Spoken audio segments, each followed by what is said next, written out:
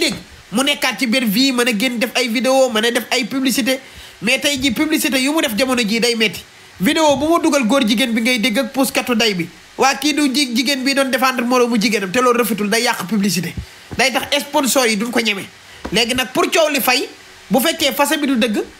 ça veut dire que moom mu créé ko maanaam mu dugg ci comptam effacé photo yëpp moom ak ndaw si photo yëpp mu dindi ko vidéo yëpp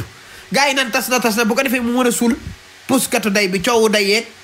coowu góor jigéen bi mais yàlla bu mu doon dugg yàlla bu mu doon dëgg yàlla bu mu doon dëgg parce que tamit ban ko takkee yàggul waaw bi gi ban ko takkee yàggul yàlla bu mu doon dëgg yàlla bu mu doon dëgg wax dëgg yàlla gars yi nit moom loo bon tas moom kenn du ko yéene nit takk na jabaram ci faratas yàlla ak sunnas Muhammad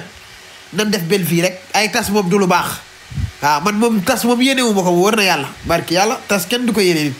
waaw tas moom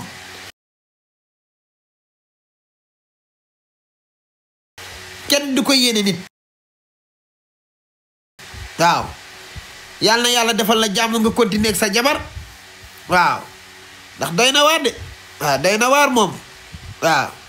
na la yàlla dimbali xam nga am contentement continuer ak sa jabar waaw ndax loolu tamit lu baax la waaw mais daal coow li bëri na ci yow coow li bëri na waaw coow li bëri na ci yow lool waaw léegi nag pour nga fay coow li moom ma ne ko pour nga fay coow li loolu moo gën waaw waaw Sira nag moom xanaa ñeme wut a def noonu Sira moom xam naa ñeme wut a tas ak Biggi